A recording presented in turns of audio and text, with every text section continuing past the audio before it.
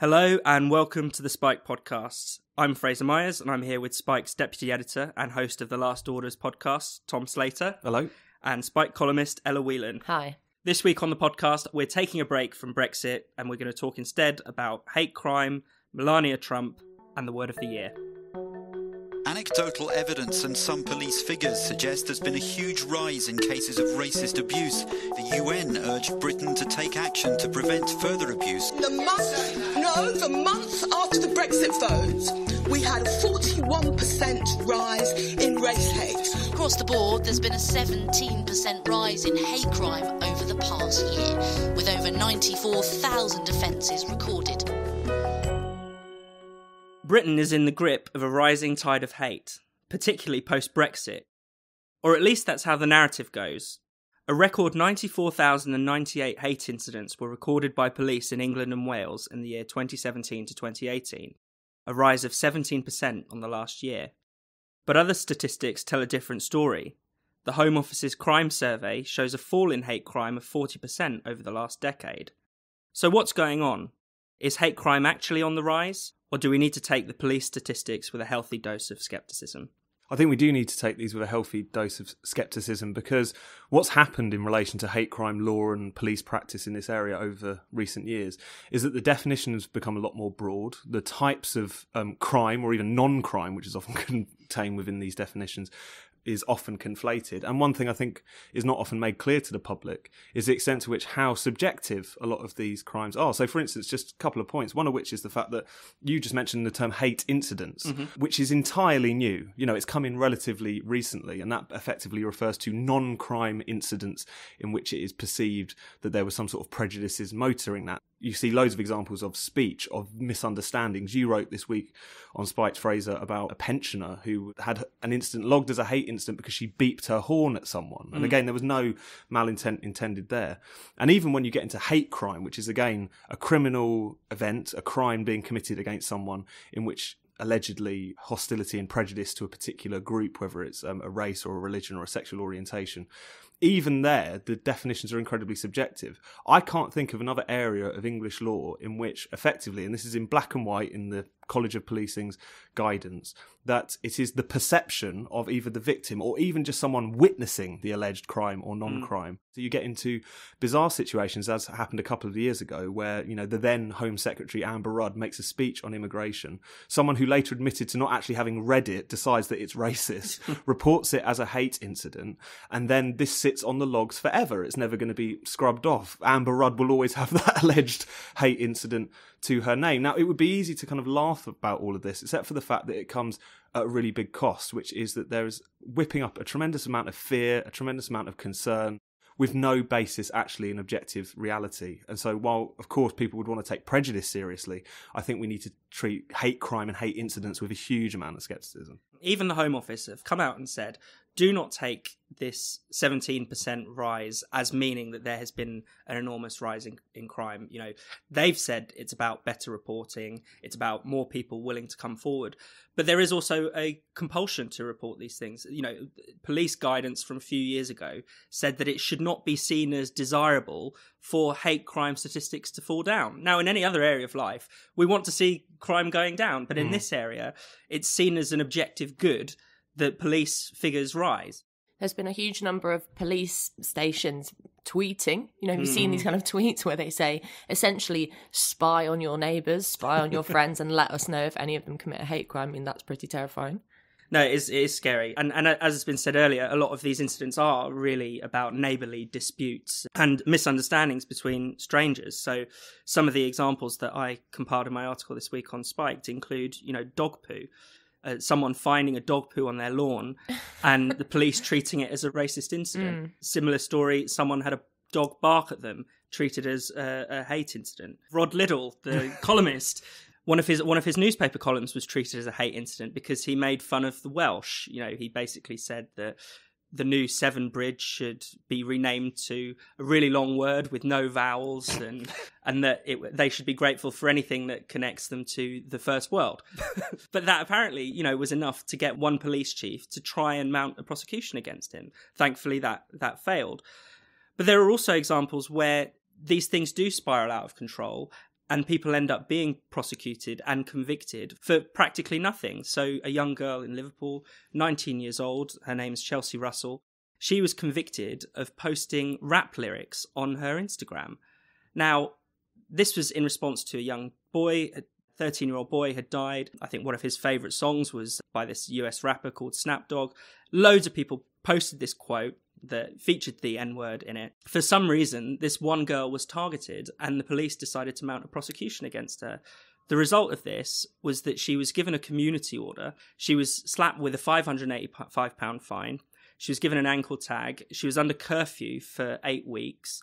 And, you know, this is literally just for quoting lyrics from a rap song. I think this can have really, really dark consequences, especially when the claim that hate crimes are soaring are used for political means. So we've obviously seen this in relation to Brexit.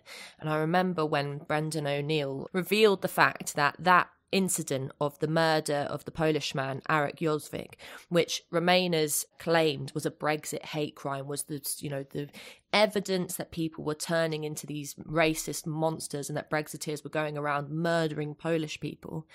It turned out that there was absolutely nothing of the sort. It was just a fight that had gone wrong. And, you know, you see that in relation to the kind of hunting for hate crimes everywhere. The recent discussion about the drive to make misogyny a hate crime has been really interesting, because that was instituted in Nottinghamshire around about 2 years ago.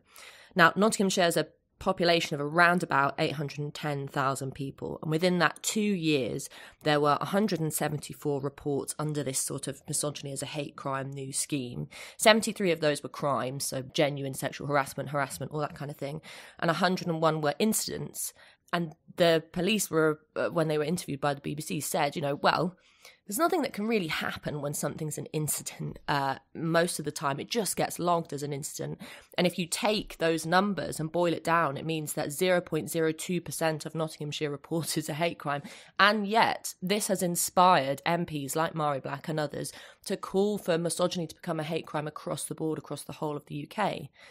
What that means is that police will be watching women's back when they walk down the street, will be under surveillance, and that you can be, as you said, that terrifying example of the young girl, slapped with an ankle tag, a fine, community service for wolf whistling at a woman, for making sexual comments. So, you know, yes, you can think of these funny examples and it seems all very ridiculous, but at the end of the day, the whole discussion about hate crime really means that we're essentially living under a police state in which you can be banged up, be prosecuted for next to nothing, and that really is terrifying. As you say, Ella, it's the direction of travel that is so terrifying. It's bad enough that we are in the situation where we are, but the drive is to expand hate crime even further. So the Law Commission produced a report, pondering whether not only to turn misogyny into a hate crime, but also misandry, hatred against men.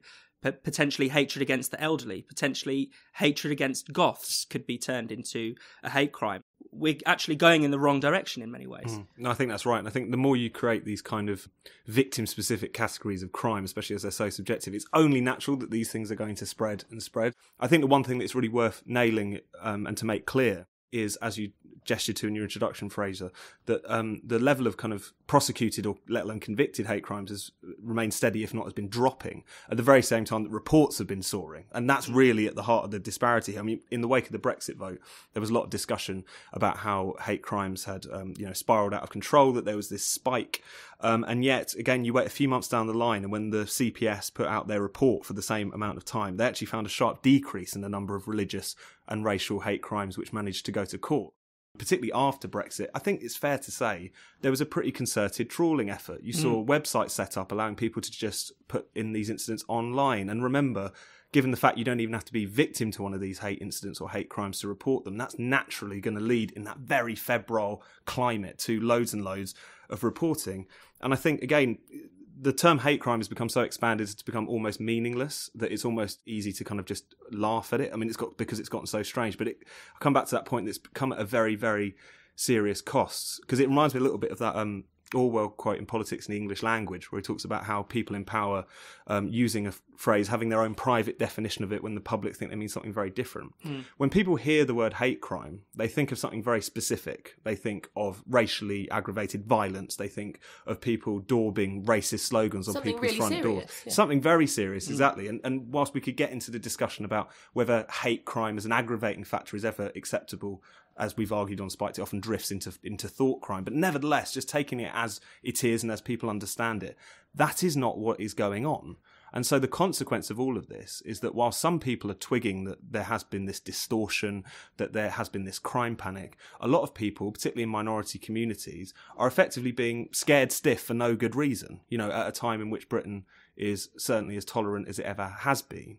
And I think that's really the danger here, is the fact that what we're looking at is a crime panic, and what crime panics have always done, whether it was the Black Mugger panic in the 70s and 80s or what we're looking at today, they always end up demonising one group of people and scaring another group of people stiff. And that's never, ever positive. And it just shocks me that more people on the left in particular, who previously were very good at calling out crime panics, because it's always ordinary people who end up on the sharp end of them, have so manifestly failed to do so, and if anything, just jumped in on this crusade.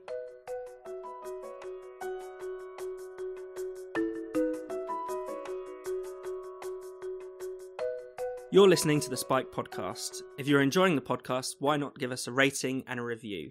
It really helps new listeners find the show. Up next, Melania Trump. Last week, in an unprecedented move, Melania Trump publicly called on Donald Trump to fire one of his top national security officials. Normally when Melania is in the news, it's something to do with her dress sense, or she's being made the butt of jokes by late-night comedians. So, Ella, can you tell us a bit more about this? Yeah, so really out of the blue, Melania's office, her staff, released a statement that said it is the position of the Office of the First Lady that Mira Ricardel, who was formerly the Deputy National Security Advisor, no longer deserves the honour of serving in this White House. And now it transcribes that what has happened is that Mira Ricardel is, as one White House staffer put it, not everyone's cup of tea. She certainly sounds like something of a personality, and she got into a row with Melania's staff about who could be seated where on a plane on a trip to Africa. It kind of really boils down to that. But also there was claims that Melania believed that Ricardel, who's also a bit of a loudmouth, it's alleged, was feeding stories to the press about Melania's behaviour and her spending habits. So it's just essentially a bit of a bust-up, and Melania's thrown her weight around, and very strangely, rather than doing the normal thing that the First Lady is expected to do, which is have a quiet word in her husband's ear, she's come out and made this statement. And you might think that it doesn't sound like anything really that dramatic, and it's just what naturally happens a lot of the time in relation to staff changing in the White House. But the interesting thing is the reaction to it. So lots of people have written columns saying, oh, Melania shows her authority, and oh, Melania isn't just the arm candy of Donald Trump. Opinion on her tends to pendulum swing. So sometimes she is the resistant saviour. She's the person who talks about the fact that child migrants shouldn't be separated from their families, who goes against her husband, who wears a pussy bow after that video that we all remember of Donald Trump came out, who talks about being nice online. You know, she's this secret kind of active resistance member within the White House.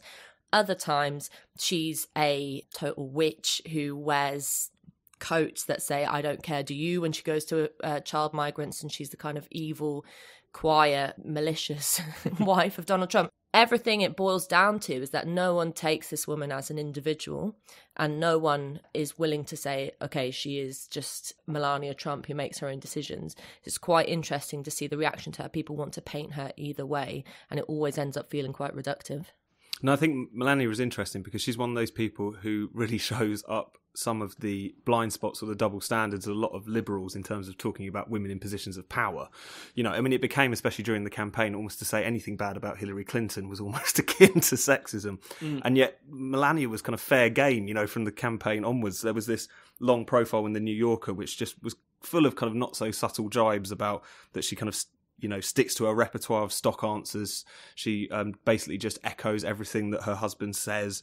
Her hobbies include Pilates and reading magazines, all of this stuff, which was this really kind of nascent sort of snobbery, which was quite interesting. I think you can kind of compare as well the way in which, say, Michelle Obama is fated to Melania Trump. Now, of course, they're very different individuals, take very different paths in life. But whereas Michelle Obama is obviously rightly, celebrated or discussed for, having pulled herself up by her bootstraps, as it were, coming from the south side of Chicago to go to the Ivy League and then to become a lawyer. Melania Trump didn't have an easy start in life, growing up in a kind of communist apartment block in Slovenia, coming to America with not much to her name, and then making a success of things. But because she's kind of like the wrong type of rich person in a way, because it's the somewhat more tacky and, of course, attached to Donald Trump, then it becomes fair game to talk about her, as has often been the case, as kind of airheaded, as this kind of Stepford wife, as this kind of robotic piece of arm candy, to mix two metaphors.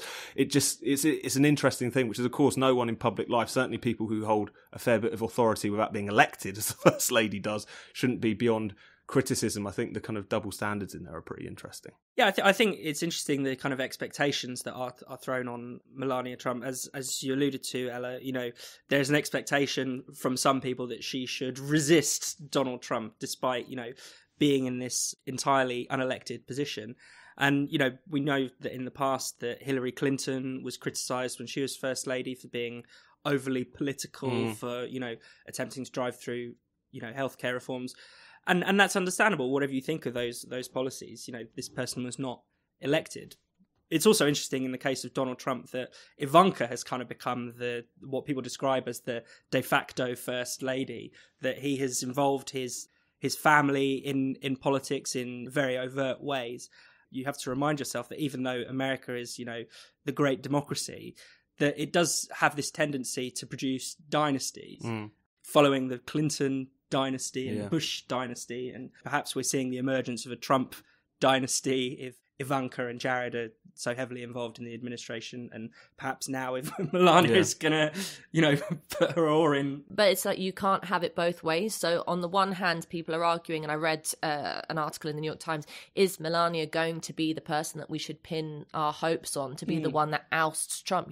Could she be the one that pushes him out? So on the one hand, they sort of believe that Melania has all this power. Then they or the kind of Trump critics spend all the rest of their time portraying her as this airhead. I mean, there was a huge conspiracy theory about a body double for a long time. Very mainstream journalist. Which was saying, that she's so incapable that they have to have a stand-in mute body double. There is an article in The Telegraph which details again and again and again top 10 times in which Melania couldn't speak or was so cowed by her husband that she couldn't even hold his hand, comparing her in a very unfavourable and unfair way to Michelle Obama. The Obamas are kissing and smooching, and Melania is this sort of robotic, oppressed woman. And after this whole thing with Mira Ricardel came out, Stephen Colbert, the late night chat show host, did a skit with her, and it ended with her being a kind of mime saying, let me out, which is it? Does this woman have enough agency to topple one of the most powerful man in American politics? Or is she this enslaved wife who can't even speak about how she feels? I personally find it incredibly shocking that feminists especially make these kind of assumptions about Melania and talk about her as this sort of battered woman and abused, which is the most insulting thing. I mean, like you said, she's the First Lady. I would die to have that kind of political power. It's not like she is without agency. It's a really, really insulting view of her. And I think the other thing on the double standards is that liberals want it both ways in the US, insofar as they're very critical of the kind of, as you sketched out, Fraser, the kind of courtly politics of the Trump White House, the fact that effectively his top advisors are all related to him, the fact that he's just brought all of these people in. Yet at the very same time, they're constantly getting very excited, if not actively calling upon the unelected parts of the government, whether it's unnamed, national security people writing op-eds in the New York Times talking about how they're resisting Trump from within, or whether it's the First Lady, or as you say, Ivanka at one point was hoped for because she had this more kind of New York Democratic background, as Trump does to some extent, that she would be some sort of check on the president. I think the thing that's interesting about the Trumps in general, which we've already touched upon, which is the fact that there is this kind of level of sort of snobbery towards them, which is kind of hard to understand for some people because obviously they're super rich, but in a way they're the wrong kinds of rich people. That's why people really dislike them. They're not the Obama rich, the kind of, the coastal law professor types. They're the kind of uncouth rich, the beauty pageant rich, the kind of permatan rich. And there's this great quote in Fire and Fury, it should be said, much debunked Michael Wolff book about the Trump White House, where allegedly Trump and a friend of his are flying to Atlantic City with 2 Eastern European models. And they say, what's Atlantic City like? And Trump says, it's kind of like Vegas, but for white trash. And they say, what's white trash? He said, they're like me, but poor. That probably isn't real, but I think that gets to the heart, really, of something which is about the Trumps and why people are so revulsed by them, is that they're the kind of wrong kind of rich people in some respects.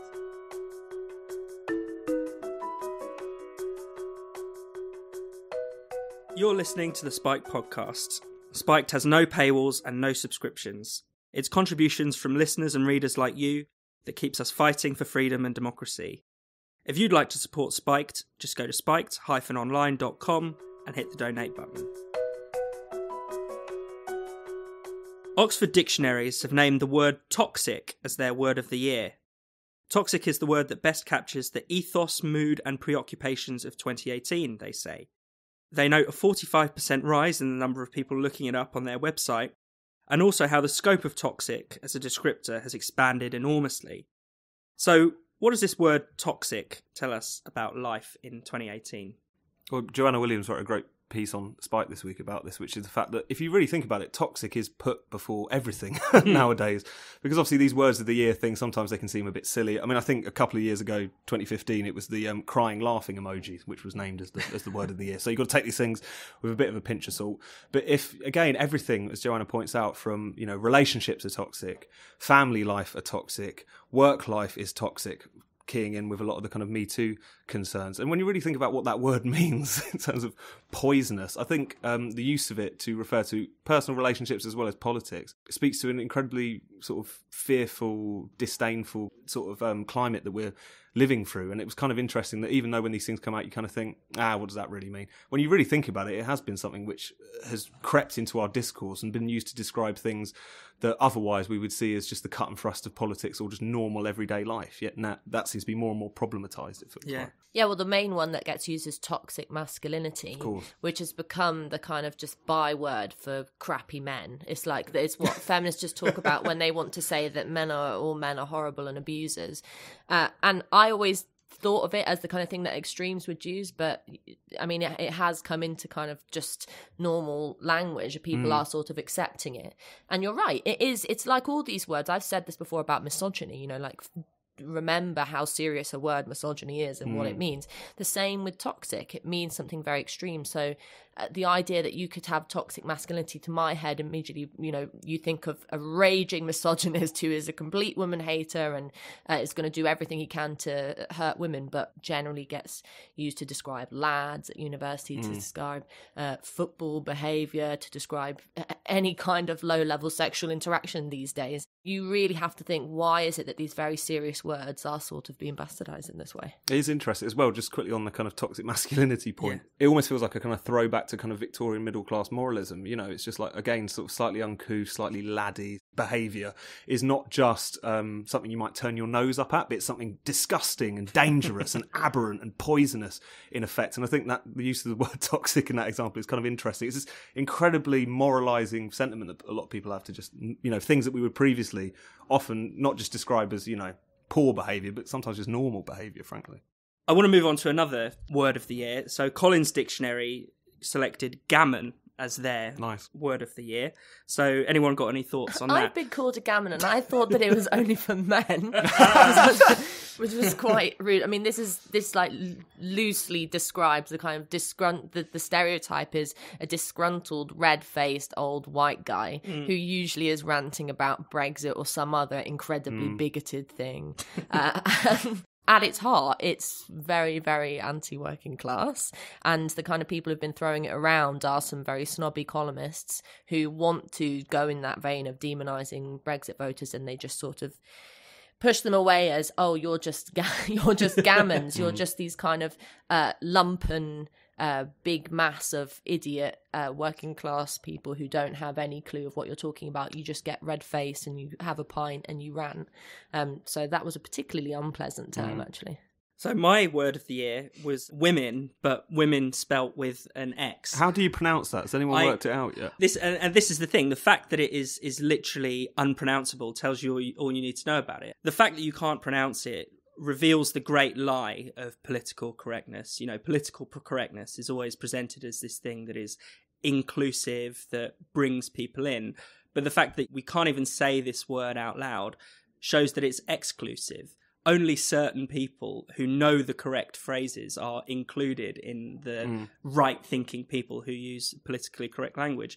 The other reason I was drawn to the word is the way that it is problematized, the idea of women. You know, this word women has now become toxic in a way. To the point where they're now kind of reduced to just... bodily functions and or parts of their body. Exactly. People with cervixes, people with uteruses, womb bearers. I mean, that in itself is so obviously regressive. Well, yeah, no. So I got some other examples of that. The Guardian went to describe women as menstruators. Teen Vogue, everyone's favourite magazine, went for this beautiful construction of non-prostate owners. How does it feel to be a... That's the only non-prostate owner in the room. Well, you can't make assumptions these days about me. Don't presume. But no, the interesting thing about this, because it was the Welcome collection who did it, who used the word WimXN. And I have to say, this is the maybe one rare time in my life that a bit of a feminist urge is growing inside me, because they didn't do it to men. Yeah. It was only about women. What is so disgusting and terrible about the word women that you have to censor it with an X? Rightly, lots of women were very outraged at this, saying you cannot, so much of identity politics and political correctness is talked about, being seen and being represented. You're wiping out half of the population's word to describe themselves. I think that's pretty shocking. I mean, in relation to these lists of words, it's very interesting that lots of them and lots of the runners up are in relation to feminism and women. So one of the runners up that I picked was gaslighting. Which is essentially when a man convinces a woman that she's going mad when really what he's doing is being horrible to her. And when she complains, he says, oh, it's all in your head, it's all in your head. And, you think, oh, how often are people using that? But I'm now going to drop the name of my favourite show in the world, Love Island. When that was on this summer, there was a guy on it, Adam Collard, who was being quite mean to a woman, Rosie Williams, and Women's Aid said to the press that he was gaslighting her, which means that he was psychologically damaging her, and they even called it domestic abuse. So you have these terms like toxic, like all the other ones, that mean very serious thing. Gaslighting is quite a serious thing. It actually involves psychological abuse being thrown around about reality TV shows. There was an article in The Guardian that said Love Island normalises emotional abuse and we call it entertainment. I mean, all these words to describe abuse against women, whether it be gaslighting, toxic masculinity. I mean, it's unsurprising that a year after Me Too, we are still talking about this crap. But it is worrying that it has got so much into the kind of lexicon that people are using these words that you have to step back and think, what's going on here? Well, people have used the word gaslighting to talk about politics as well. Yeah. So you'll often hear that, usually Brexit voters have been gaslighted by Jacob Rees-Mogg and Boris Johnson, as if the electorate are essentially victims of some kind of domestic abuse, and that we can't think for ourselves, and we're just completely trapped by these demagogues. And it kind of interests me as well, not just what words have kind of come to the surface or been coined in the last couple of years, but also how existing words or existing of these kind of phrases have been sort of quickly redefined. There was a whole debate earlier this year about the billboards put up by radical feminist groups saying woman definition, adult human female, to the point where were they taken down? There was certainly a complaint to call for them to be taken down. Yes, they were. Yes, so you had the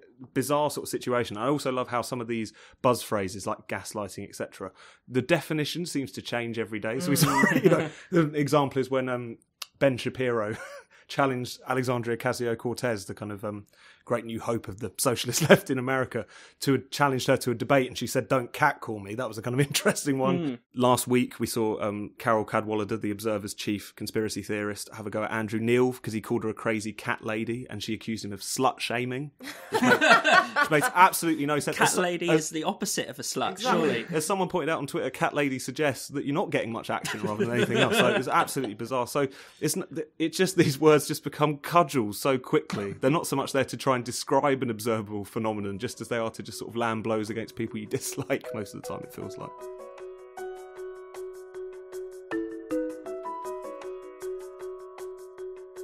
Thank you for listening to the Spike podcast. If you enjoyed the show, why not give us a rating, a review, or even a donation? We'll be back next week with more. And in the meantime, for your daily dose of Spiked, go to spiked-online.com. See you next week.